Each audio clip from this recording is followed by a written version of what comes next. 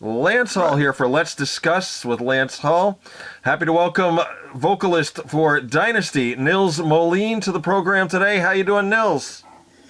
Pretty good. And I'm happy to be on the program. All right. New album, The Dark Delight, coming out this coming Friday, April 3rd, 2020 on AFM Records. This is your 7th album. You've got to be excited to get this out. You guys have worked hard on this album. Absolutely. We're extremely excited to release this album. I don't think we've ever put this much energy into anything that we've ever done before, so yeah, we're excited. I was going to say, in everything that I've read that you've talked about with this album, this is one where you've really taken a hands-on approach, everything done meticulously, getting the right sound, the right mix, the right everything in. A true labor of love on this one. Not that any of the others weren't, but you really pulled out all the stops on this one.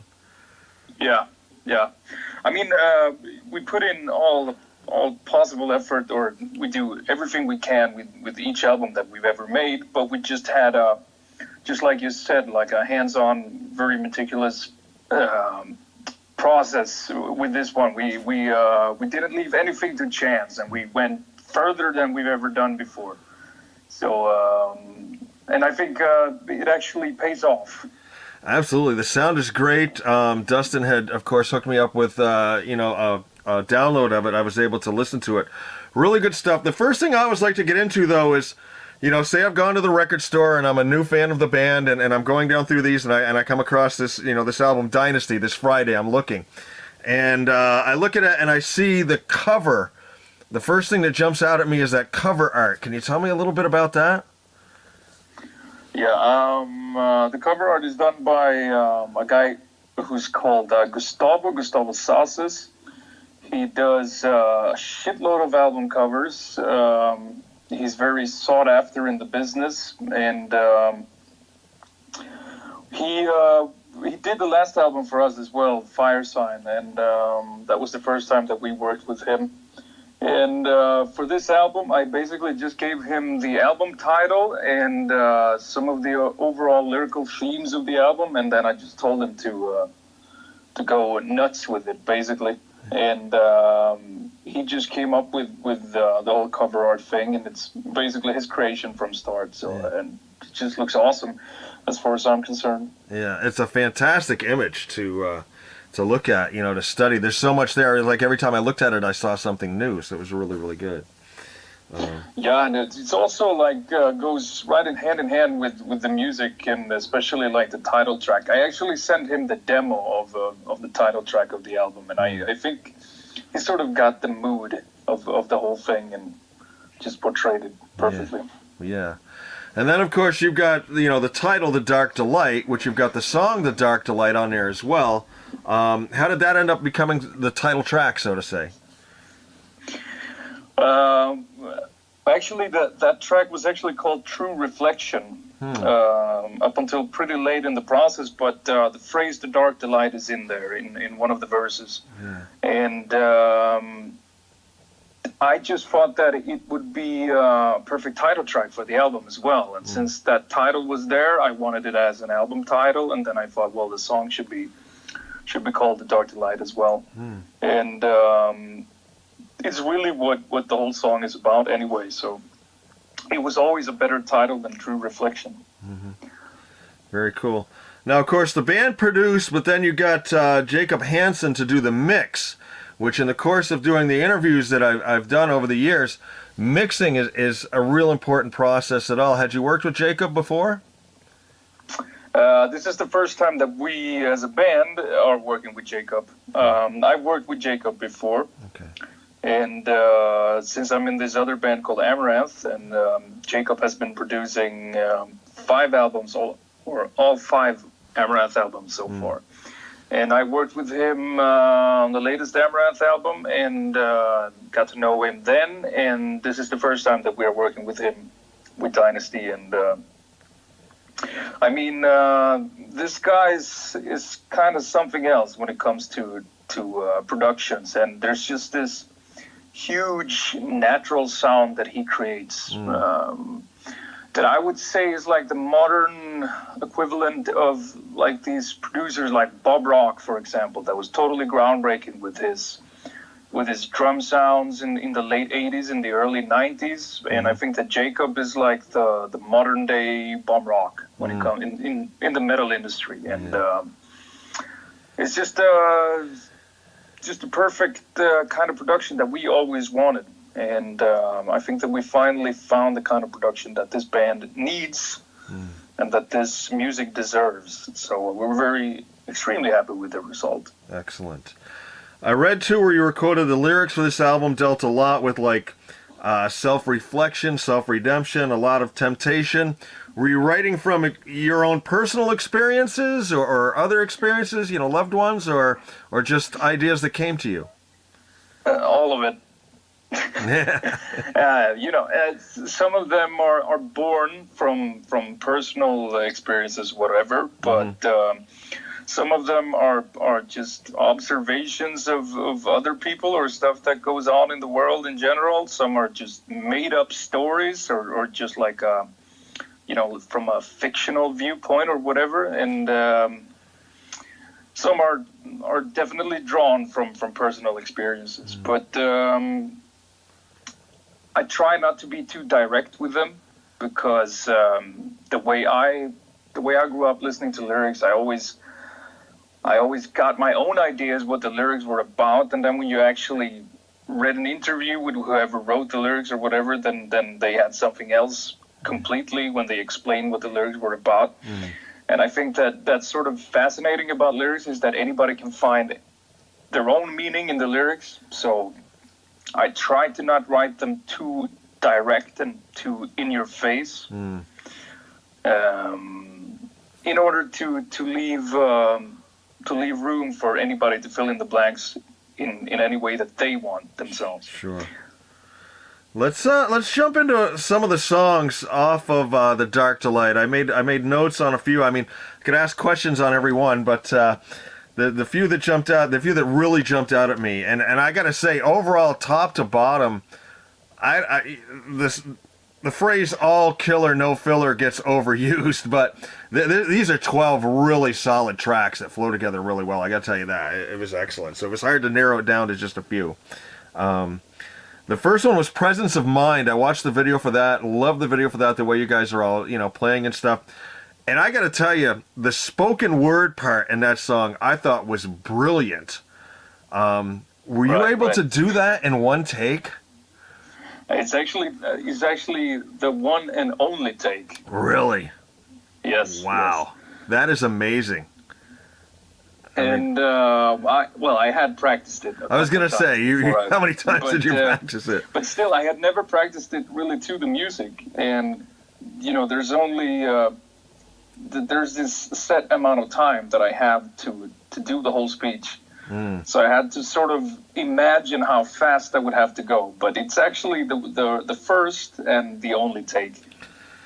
Because I was going to say, to go from singing to spoken word, so to speak, I mean, that's got to be tough. Do you have plans to do that song live or not?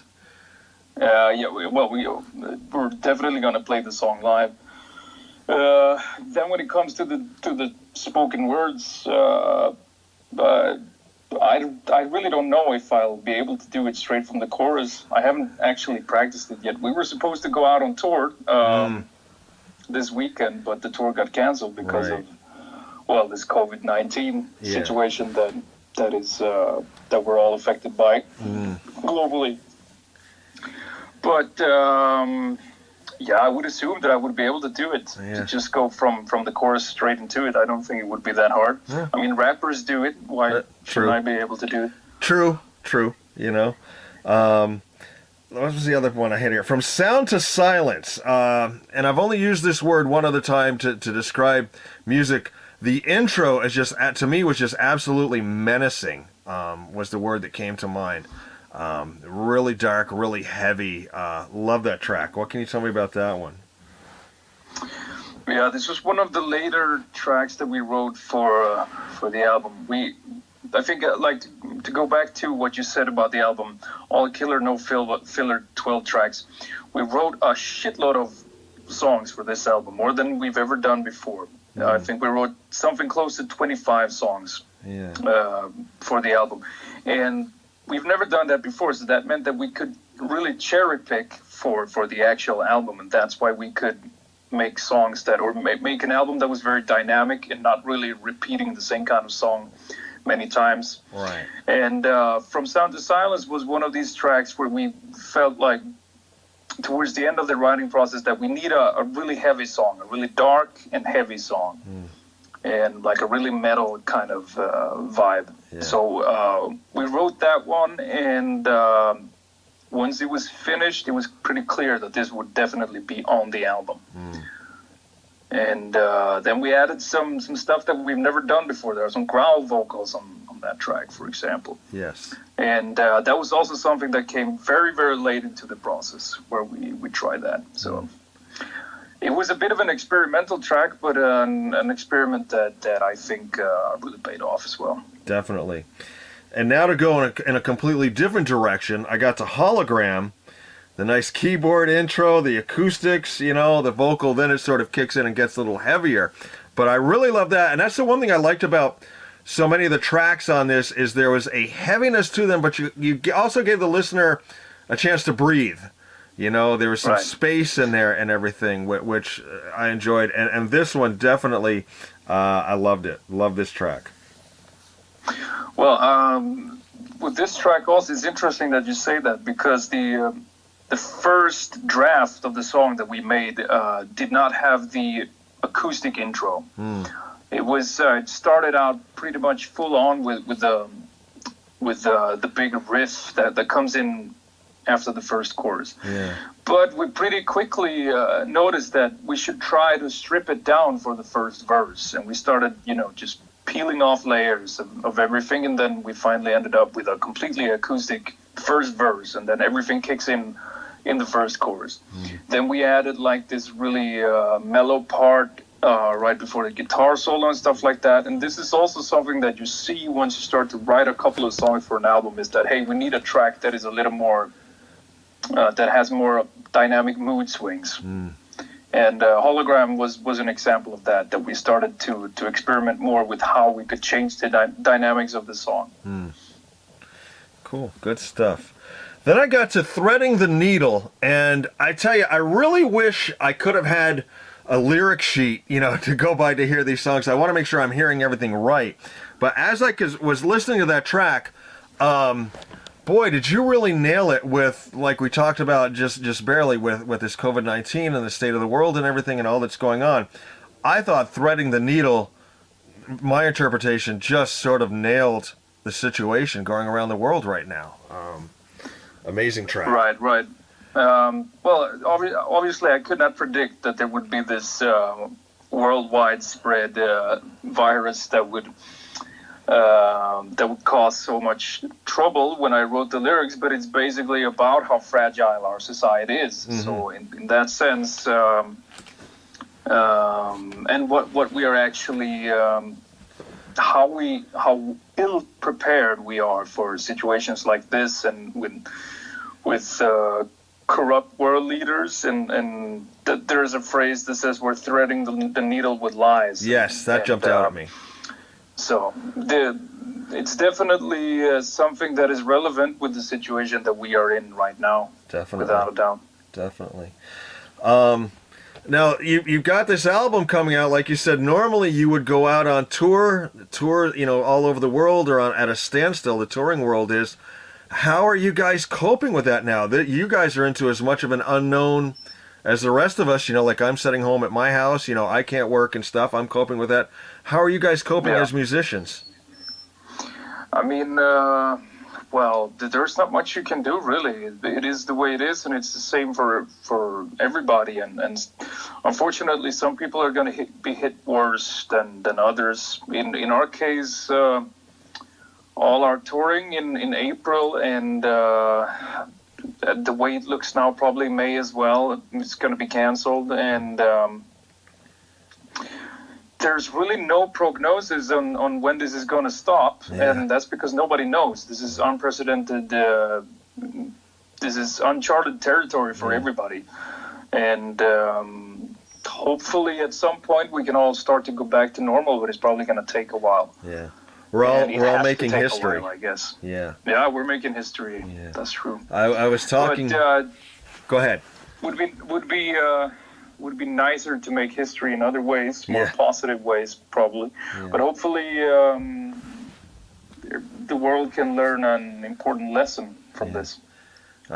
I was talking to one of the guys in Stallion last week, and he said, despite the fact that we have a new album, I think in 5 or 6 months you're going to see a slew of more new albums coming out because nobody's going to have anything to do but make more music, Yeah, that's true. I think that there's going to be a lot of albums born and possibly lots of babies born or something, like 9 months from now. Exactly. Let's talk about you for a minute. I read somewhere that Dynazty found you. They were looking for a vocalist. They found you through MySpace. Yeah. I had to toss that in true. just because MySpace no longer exists, but that's amazing. I take it you must have had a page with you doing some work or something that they liked. How did that all come about? Exactly. I had a MySpace page just like everybody had who had any interest in music or was recording stuff. And I was actually in Australia. I went to Australia right after high school, and I was just there traveling and working a little and just having fun, basically. And but at the same time, I had this music on my MySpace page, but I never checked it because I was fucking traveling through Australia. And they wrote me that they were looking for a singer. And I think it was because I had, in my description of the page, I had, favorite singers, and one of them was, Ronnie James Dio. Yeah. And they were searching, because there was this search engine on MySpace where you could type in, what other singers liked, or influences, search for influences, and they were searching for somebody that had Ronnie James Dio. So they looked through, I don't know, tons of pages, and somehow they ended up with me.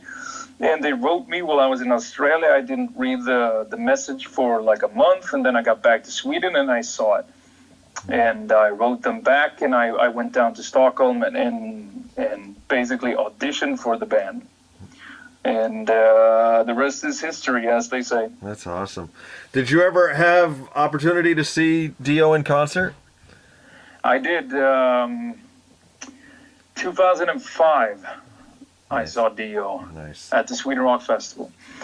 The only unfortunate thing is that I was not as big of a fan of Ronnie James Dio back then as I am today, or as I was later. Yeah. So in that sense, I wasn't really there, but I did see him. Nice. I was lucky enough to see him back in 1985 on the Sacred Heart Tour, and it was just phenomenal show. Oh, really? Yeah, fuck. Phenomenal show. You lucky bastard. Yeah, yes, I am. It's one of the perks of being old. I got to see all that stuff back then. The other thing I read is your family itself wasn't all overly too musical. Your mom played some classical and opera, but other than that, nobody in your family was all musical, and it all sort of changed for you around the age of 8 when you bought a Kiss album. Yeah, that's pretty much correct. I mean, I grew up in the 90s, and there was nobody my age, or nobody that I knew, that listened to rock music. And I have no clue why, but I just started seeking rock music for some reason. And the most visually enthralling band that you can find is just basically Kiss, at least for a kid. Yeah. So I was like, okay, this is definitely rock music. So I took the little money that I had, and I bought a Kiss CD. And from that point onwards, I guess my life changed. And after that, I just started discovering new bands and more bands. And I started playing instruments, and I had a great guitar teacher who was really into rock, and he started showing me more stuff as well. But there wasn't a lot of, or there was basically zero rock music in my home, and not that much music floating around, basically. So I sort of found that by myself somehow. Now, when it came to singing, did you sing chorus in high school, or just sort of fell into it on your own? Did you take any lessons with that at all, or is this something self-taught? I was a guitar player up until high school, and then I started this this high school that was sort of it was a musical high school, but I was there to play guitar, and we had every week we had choir practice, and that's when I started realizing that I had somewhat of a singing voice, and I started singing a lot by myself, and realized that this is probably my real instrument, the one that I should be focusing on. So I sort of threw the guitar out for a little while at least, and just focused completely on singing. And when it comes to rock singing, I am self-taught. Excellent. Now, of course, you sing with Dynazty. You also sing, and I always pronounce this band name wrong. I hope I'm going to get it right here. Amaranth. Amaranth. Amaranth. You sing. Yeah. I know. I mess it up every time. So that's a lot of singing between, recording and tours and everything like that. Do you find with your voice, is it like a muscle? The more you use it, the stronger it gets? Or do you have times where you have to rest it? Do you take any kind of precautions with it, or you just rolling with it? It is like a muscle, and if you use it correctly, the more you use it, the stronger it should get. It's when you don't use it correctly, then the more you use it, the worse it's going to get. So actually, being on tour as much as I have been for the last couple of years is actually something that keeps you in good vocal shape. And it's usually when I stay off tour and I don't sing that much, then you can quickly start to go out of shape. But as soon as you start singing again, it all comes back just as fast. So, do we have any other videos from the Dark to Light to look forward to, or were these three going to be it? Were you able to do any more? Or? No, there will be more. There will be more? If the world will let us, that is. I'm sure they will. Yeah, no, but we actually have 2 more videos planned. And one was supposed to be shot in April, but that's not going to happen now. So let's see if we are able to do it in May to shoot another video. And it's probably going to be out towards the late summer or something like that. That's the initial plan. But in this day and age, or in these times, then nothing is for certain, and everything can change. So I don't dare make any promises, but there will be more videos from this album. And this was always the plan. The other thing I wanted to touch on, and I'm glad I looked back at my notes, because I would have been mad at myself if I didn't ask you this. Of course, a lot of times, and this just sort of dawned on me when I was prepping for this interview with you. It was something I read and that you had said to somebody. With albums, of course, track lists are very important. The running order of the album, you kind of want to sequence certain songs certain ways. And somebody had asked you about when it comes to live, doing a live set, do you just pick, the songs who have the most streams, or the videos have the most hits, or your current hits? And you were like, no, you have to pace it, with the audience, and I'm sure with you vocally as well. Yeah, of course. I believe it or not, I had never really thought of a live set that you have to pace the same way you do an album almost. And that must be a lot of work. I know that some people, they don't think much about it. They just put in whatever songs that they think are the most popular or whatever. But I don't think that really works. Just like you said, you're pacing an album. You're putting in a lot of effort to make it work, to listen from start to finish. And not everybody is going to listen to the album from start to finish, especially nowadays. Yeah. But when they go to a live concert, if they're there for the entire concert, they're for sure going to listen to it from start to finish. Right. And my experience from playing live now for over 10 years is that this is extremely important when putting together a set list. And you cannot simply go by streaming numbers and just put random songs in a random order. Then the audience will grow tired if you play the same kind of song 3 songs in a row. And sometimes you need to strip it down. You need to slow down the tempo and to build it up, and then to make it explode, and then have something different. And this is just very important to keeping a very interesting show. And of course, it's very different depending on what kind of set you're playing. If you're playing a 90-minute headline set, or if you're playing a 45-minute festival set. And probably you don't want to drop the tempo too much when you're playing, for example, 50 minutes at a festival. You want to keep it pretty much going full on for those 50 minutes, with at least some sort of break. But when you're playing 90 minutes or even 60 minutes or 70 minutes, you need to pace it. Yeah, because I don't think anybody really, until you've been up there on stage, realizes just how physical of a job you guys have up there. Yeah, you have to put that into consideration as well. I mean, there has to be some point where the band rests a little, otherwise other songs are going to suffer as well. Right. So, for example, for me, vocally, these tracks are very, very demanding. And there has to be, just having 30 seconds of a breather do wonders for the next two songs. So you have to think strategically like that. And you just have like an extended intro, which can also be very nice for the show to just break the dynamics a little. And everybody gets to get a breather, and everybody's more charged and ready to go for the next songs. Absolutely.